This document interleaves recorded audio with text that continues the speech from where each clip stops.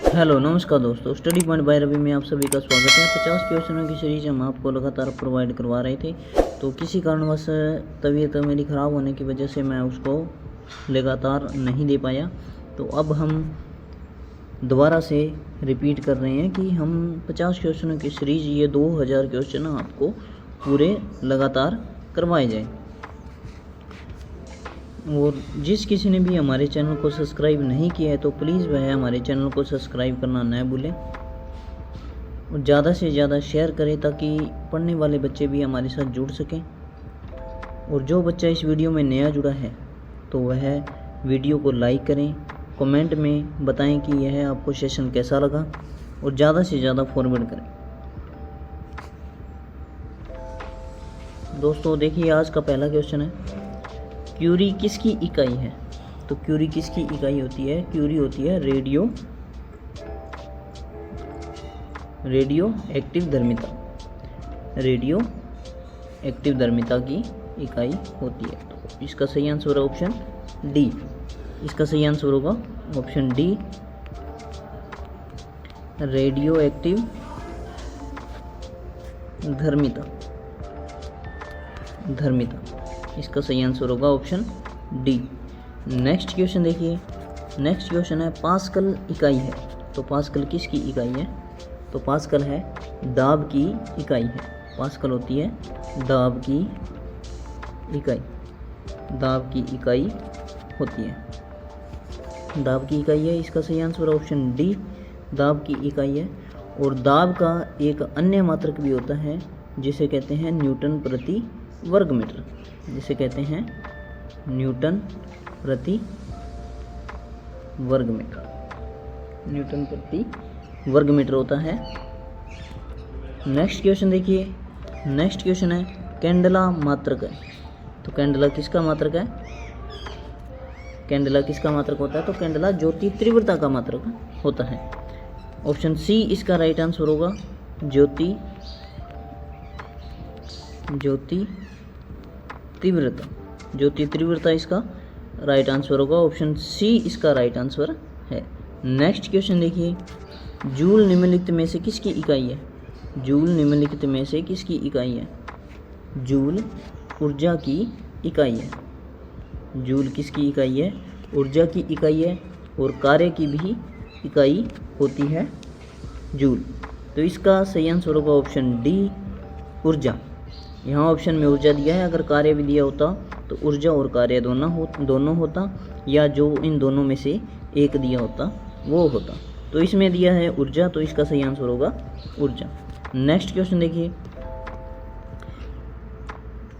मात्रकों की अंतर्राष्ट्रीय पद्धति कब लागू की गई?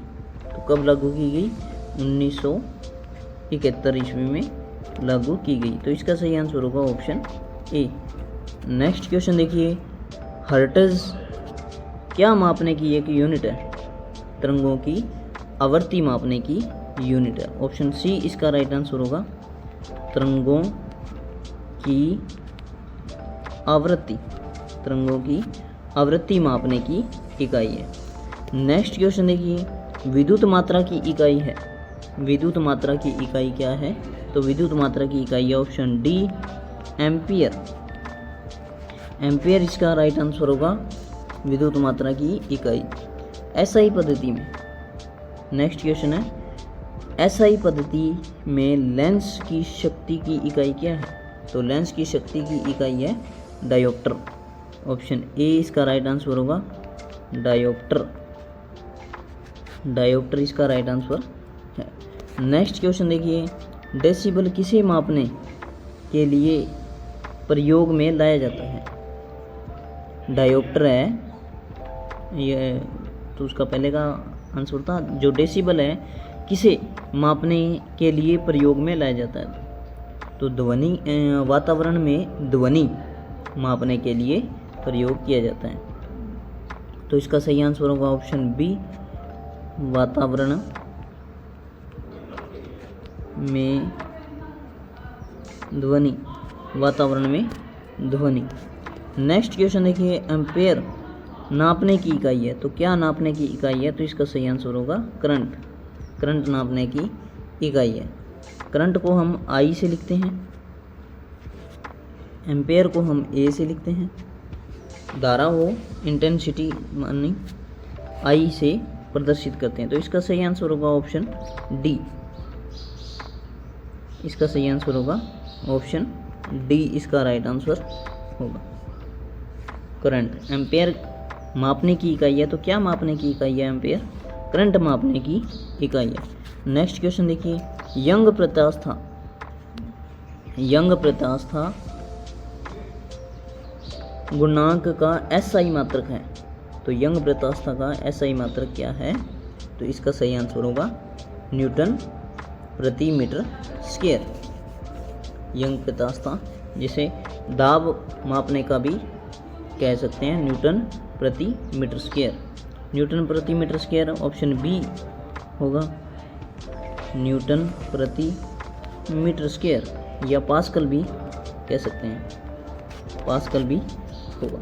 नेक्स्ट क्वेश्चन देखिए, निम्नलिखित युग्मों में से किन भौतिक राशियों के समान विमीय सूत्र नहीं है? तो विमीय सूत्र नहीं है, तो बल व दाब के विमीय सूत्र नहीं है। बल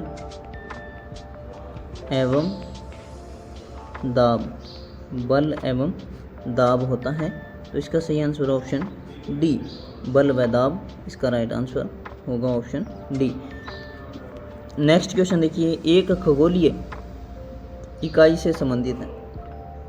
तो सूर्य एवं पृथ्वी के बीच की दूरी से संबंधित है। सूर्य तथा पृथ्वी के बीच की, सूर्य और पृथ्वी के बीच की दूरी से संबंधित है। ऑप्शन सी इसका राइट आंसर होगा, सूर्य एवं पृथ्वी के बीच की दूरी, बीच की दूरी से संबंधित है। नेक्स्ट क्वेश्चन देखिए, निम्नलिखित में से कौन सी अविमीय राशि है? अविमीय राशि है, कौन सी है? विकृति। ऑप्शन डी इसका राइट आंसर होगा, विकृति। विकृति एक अविमीय राशि है। नेक्स्ट क्वेश्चन देखिए, निम्नलिखित में से कौन एक सदिश राशि नहीं है? तो इसमें से सदिश राशि कौन सी नहीं है? सदिश राशि नहीं है द्रव्यमान। द्रव्यमान एक सदिश राशि नहीं है, यह एक अदिश राशि है। अदिश राशि है। अदिश राशि कौन कौन सी होती है? तो ऊर्जा, आयतन, घनत्व, समय, तापमान, विद्युत धारा, दूरी, चाल, क्षेत्रफल, ये सभी अदिश राशि होती हैं। तो सदिश राशि कौन सी होती हैं? इसमें पूछा है सदिश राशि, तो इसमें होगा वेग, त्वरण, विस्थापन, कोणीय वेग, आवेग, विद्युत क्षेत्र, संवेग, ये सभी सदिश राशि के उदाहरण हैं। तो इसमें से सदिश राशि नहीं है, तो द्रव्यमान है वह एक अदिश राशि है, यह सदिश राशि नहीं है। नेक्स्ट क्वेश्चन देखिए, अदिश राशि है। अदिश राशि कौन सी है इसमें? तो इसका सही आंसर होगा ऊर्जा। ऊर्जा एक सदिश राशि है। अदिश राशि है, ऊर्जा है वो एक अदिश राशि है। तो इसका सही आंसर होगा ऑप्शन बी, ऊर्जा एक अदिश राशि होती है। संवेग, बल, आघूर्ण, ये सदिश राशि है। नेक्स्ट क्वेश्चन देखिए, निम्नलिखित में से कौन सी एक सदिश राशि है? सदिश राशि के उदाहरण कौन कौन से हैं? तो सदिश राशि के उदाहरण हैं वेग, त्वरण, विस्थापन, कोणीय वेग, आवेग, विद्युत क्षेत्र, संवेग, ये होते हैं। तो इसका सही आंसर होगा संवेग। सदिश राशि है, संवेग है, तो इसका सही आंसर है ऑप्शन डी, राइट आंसर होगा ऑप्शन डी। नेक्स्ट क्वेश्चन देखिए, निम्नलिखित में से कौन सी राशि एक सदिश राशि नहीं है? तो सदिश राशि कौन सी नहीं है? तो आयतन है, वह सदिश राशि नहीं है। आयतन एक अदिश राशि का उदाहरण है। तो इसका सही आंसर होगा ऑप्शन सी। नेक्स्ट क्वेश्चन देखिए, निम्नलिखित में से सदिश राशि है। सदिश राशि कौन सी है? तो सदिश राशि है वेग, लंबाई, समय, द्रव्यमान, यह है एक अदिश राशि है। तो इसका सही आंसर होगा ऑप्शन सी, राइट आंसर होगा। नेक्स्ट क्वेश्चन देखिए, निम्नलिखित में से कौन सा एक व्युत्पन्न परिभाषा नहीं है, व्युत परिभाषा नहीं है, तो इसका सही आंसर होगा द्रव्यमान। द्रव्यमान व्युत्पन्न इकाई कौन सी है? तो मूल राशियों की जो मदद से जो प्राप्त होती है वह व्युत्पन्न राशि कहते हैं। तो व्युत्पन्न राशि कौन कौन सी होती हैं? तो क्षेत्रफल, आयतन, द्रव्यमान, बल, दाब, चाल आदि होती हैं। कौन कौन सी होती हैं? क्षेत्रफल, आयतन, बल, दाब, चाल आदि होती हैं। तो द्रव्यमान है वह व्युत्पन्न की परिभाषा नहीं है, तो इसका सही आंसर होगा ऑप्शन बी, राइट आंसर है। नेक्स्ट क्वेश्चन देखिए, त्वरण ज्ञात करने का सही सूत्र क्या है? तो त्वरण ज्ञात करने का सही सूत्र क्या होता है? तो A बराबर V माइनस U बटा T, A बराबर V माइनस U बटा T, इसका सही आंसर होगा ऑप्शन डी। तो इसका सही त्वरण ज्ञात करने का सही सूत्र क्या होता है? वेग परिवर्तन की दर को त्वरण कहते हैं। तो त्वरण क्या होता है? वेग परिवर्तन की दर को कहते हैं। तो v माइनस यू बटा टी होता है, टी होता है समय, ये जो वेग में परिवर्तन होता है, v वेग परिवर्तन के दर को कहते हैं। तो इसका एक अन्य सूत्र भी होता है और इसका एक मात्रक होता है मीटर प्रति सेकंड स्क्वायर, त्वरण का मात्रक है, और इसे F बराबर m इंटू ए के सूत्र से भी ज्ञात किया जा सकता है। और नेक्स्ट क्वेश्चन देखिए, पदार्थ के संवेग और वेग के अनुपात से कौन सी एक भौतिक राशि प्राप्त की जाती है? भौतिक राशि प्राप्त की जाती है, तो द्रव्यमान इसका राइट आंसर होगा, द्रव्यमान इसका राइट आंसर होगा बी, द्रव्यमान होगा। अभी मैंने बताया संवेग और वेग के अनुपात को भौतिक राशि कौन सी प्राप्त होती है? तो द्रव्यमान प्राप्त होती है। नेक्स्ट क्वेश्चन देखिए, प्लांक के अचर में किसका आयाम होता है? प्लांक के अचर में किसका आयाम होता है? तो कोणीय गति का होता है, इसका सही आंसर होगा कोणीय गति, ऑप्शन बी इसका राइट आंसर होगा, कोणीय गति। नेक्स्ट क्वेश्चन देखिए, एक लड़की झूले पर बैठी स्थिति में झूला झूल रही है, तो उस लड़की के खड़े हो जाने पर दोलन के आवर्तकाल क्या होगा? तो दोलन का आवर्तकाल क्या होगा? तो वह कम हो जाएगा, कम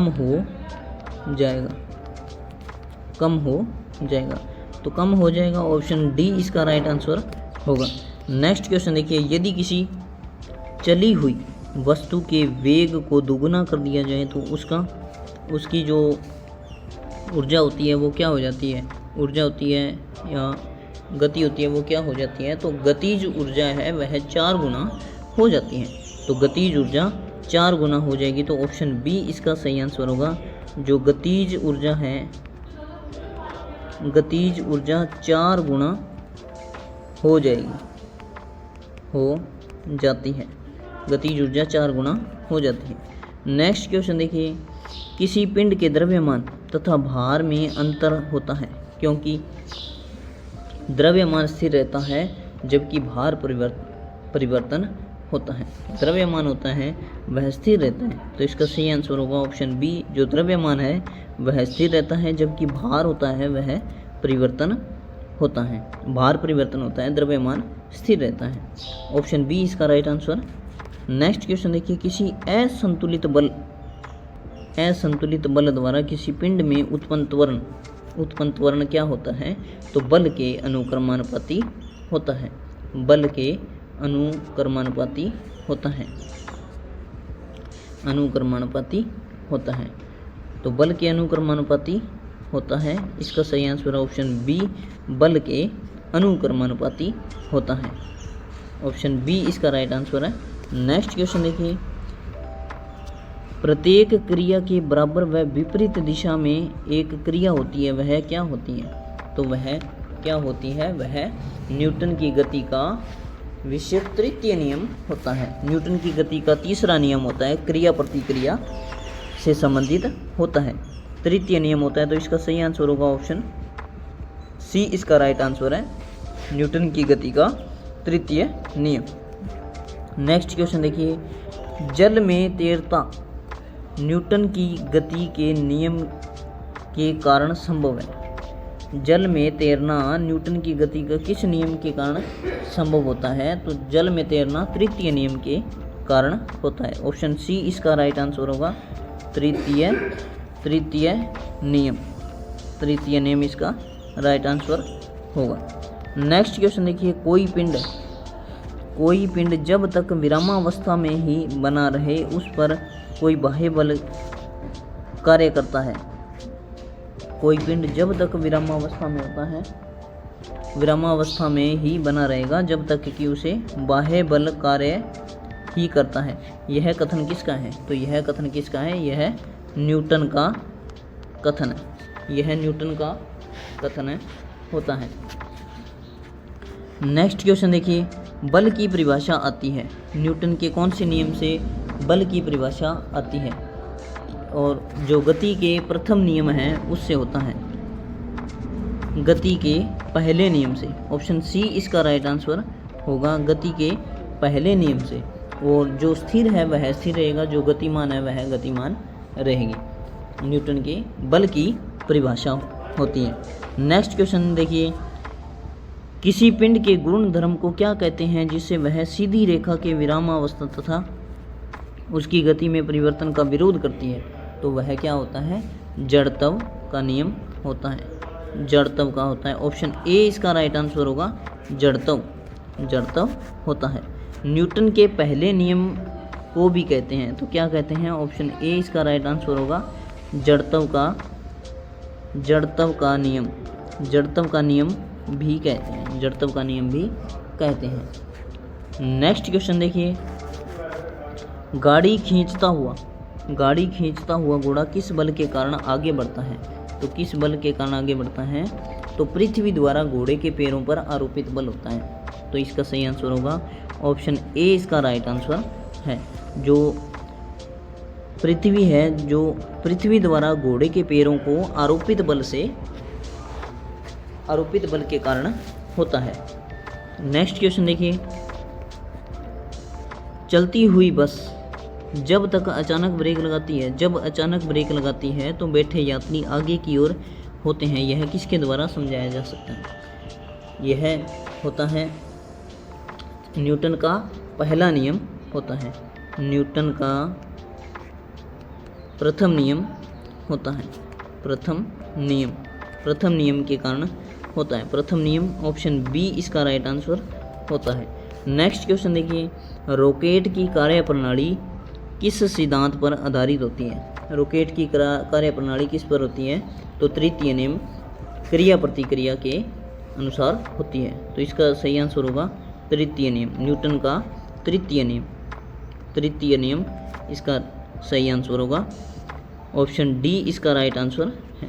नेक्स्ट क्वेश्चन देखिए, अशुभ यदि एकाएक चलना प्रारंभ कर दे तो अशुभ रोही गिरने की आशंका क्या होती है? तो इसका सही आंसर होगा विश्राम जड़त्व होता है। ऑप्शन बी इसका सही आंसर होगा, विश्राम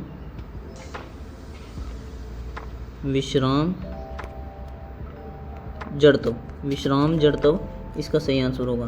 क्योंकि जड़त्व के कारण जो व्यक्ति है वह नीचे का हिस्सा विराम अवस्था में होता है और ऊपर का जो हिस्सा होता है वह मुक्त अवस्था में होता है, जिससे अशुभरोही गिरने की आशंका का कारण बन जाता है। नेक्स्ट क्वेश्चन देखिए, क्रिकेट का खिलाड़ी तेजी से आती हुई बॉल क्यों अपने हाथों को पीछे की ओर खींचकर पकड़ता है? पीछे की ओर पकड़कर क्यों खींचता है? बॉल विश्राम अवस्था में आ सकती है, बॉल है जो विश्राम अवस्था की स्थिति में आ सकती है। तो इसका सही आंसर होगा ऑप्शन डी इसका राइट आंसर होगा। नेक्स्ट क्वेश्चन देखिए, बल गुणनफल है। बल का गुणनफल क्या है? द्रव्यमान और त्वरण। बल और द्रव्यमान और त्वरण। बल फोर्स किसका द्रव्यमान है? तो m इंटू ए होता है। तो m इंटू ए इसका सही आंसर है द्रव्यमान और त्वरण। ऑप्शन डी इसका राइट आंसर होगा। नेक्स्ट क्वेश्चन देखिए, जब कोई व्यक्ति चंद्रमा पर उतरता है तो उसके शरीर में उपस्थित होता है। तो उसके भार तो घट जाता है, वह मात्रा अपरिवर्तित रहती है। भार घट जाता है, वह मात्रा अपरिवर्तित रहती है। तो ऑप्शन डी इसका राइट आंसर है। नेक्स्ट क्वेश्चन देखिए, यदि हम भूमध्य रेखा से ध्रुवों की ओर जाते हैं तो जी का मान होता है, तो जी का मान बढ़ता है, गुरुत्वाकर्षण का मान बढ़ता है। तो ऑप्शन सी इसका राइट आंसर होगा। नेक्स्ट क्वेश्चन देखिए, शरीर का वजन क्या है? शरीर का वजन ध्रुवों पर अधिकतम होता है, ध्रुवों पर अधिकतम होता है। तो इसका सही आंसर है ऑप्शन बी, ध्रुवों पर अधिकतम होता है, ध्रुवों पर अधिक वजन होता है, अधिक होता है, ध्रुवों पर अधिक वजन होता है। नेक्स्ट क्वेश्चन देखिए, 20 किलोग्राम के वजन पर 20 किलोग्राम वजन पर जमीन के ऊपर 1 मीटर की ऊंचाई पर पकड़े रखने के लिए किया गया कार्य क्या होगा? किया गया कार्य क्या होगा? तो शून्य होगा, शून्य होगा, शून्य होगा। ऑप्शन ए इसका राइट आंसर है। नेक्स्ट क्वेश्चन देखिए, एक व्यक्ति की दीवार को धक्का देकर उसे विस्थापित करने में असफल रहता है तो उसके द्वारा किया गया कार्य कोई भी कार्य नहीं होगा, कोई भी कार्य नहीं होगा। ऑप्शन बी इसका राइट आंसर होगा, कोई भी कार्य नहीं होगा। नेक्स्ट क्वेश्चन देखिए, पहाड़ी पर चढ़ता हुआ एक व्यक्ति आगे की ओर झुक जाता है क्योंकि वह स्थायित्व बढ़ाने के लिए होता है, स्थायित्व बढ़ाने के लिए होता है। अगर आगे झुकेगा नहीं तो वह चल नहीं सकता और गिरने की संभावना रहती है। स्थायित्व बढ़ाने के लिए होता है, स्थायी रहता है। अगर पीछे की ओर, आगे की ओर न झुकेगा, अगर पीछे की ओर हो तो वह गिरने की संभावना भी बनी रहती है। नेक्स्ट क्वेश्चन देखिए, पानी से भरी डाट लगी बोतल को जमने पर टूट जाती है क्योंकि जमने पर जो जल का जो आयतन होता है, जमने पर जल का आयतन बढ़ जाता है, इसलिए बोतल टूट जाती है, बढ़ जाती है, आयतन बढ़ जाती है। तो इसका सही आंसर होगा ऑप्शन बी, इसका सही आंसर है बढ़ जाती है, बढ़ जाता है, बढ़ जाता है। नेक्स्ट क्वेश्चन देखिए, जल के आयतन में क्या परिवर्तन होता है जब तापमान 9 डिग्री सेंटीग्रेड से गिराकर 3 डिग्री कर दिया जाए? तो आयतन है पहले घटेगा बाद में बढ़ेगा, आयतन पहले घटेगा और बाद में बढ़ेगा। ऑप्शन बी इसका राइट आंसर होगा, घटेगा, पहले तो घटेगा और बाद में बढ़ेगा, बाद में बढ़ेगा। नेक्स्ट क्वेश्चन है, एक झील में तैरने वाली इस्पात का नाव अगर द्वारा स्थापित पानी का भार कितना होता है? तो एक झील में तैरने वाली इस्पात की नाव के लिए नाव द्वारा विस्थापित पानी का भार कितना होता है? तो पानी का भार कितना होता है? पानी का भार होता है नाव के उस पर, नाव के, ऑप्शन बी इसका राइट आंसर होगा, नाव के उस भाग के भार के बराबर जो झील के पानी की सतह के नीचे है। ऑप्शन बी इसका राइट आंसर होगा। नेक्स्ट क्वेश्चन देखिए, किसी कालीन की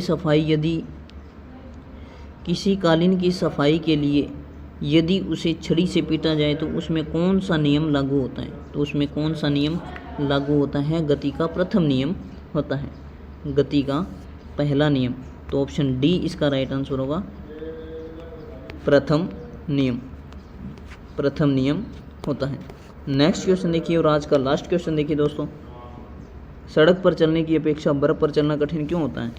क्योंकि बर्फ़ है, बर्फ़ में सड़क की अपेक्षा घर्षण कम होता है, बर्फ़ में सड़क की अपेक्षा घर्षण कम होता है। तो इसका सही आंसर है ऑप्शन ए, घर्षण कम होता है, घर्षण कम के कारण, घर्षण कम के कारण होता है। दोस्तों 50 क्वेश्चनों की सीरीज हम आपको पूरे कंप्लीट करवा चुके हैं। और जिस किसी ने भी हमारे चैनल को सब्सक्राइब नहीं किया तो वह प्लीज़ हमारे चैनल को सब्सक्राइब करना न भूलें और ज़्यादा से ज़्यादा फॉरवर्ड करें, कम से कम अपने 10 दोस्तों को फॉरवर्ड करना न भूलें। धन्यवाद। जय हिंद, जय भारत, आपका दिन शुभ हो।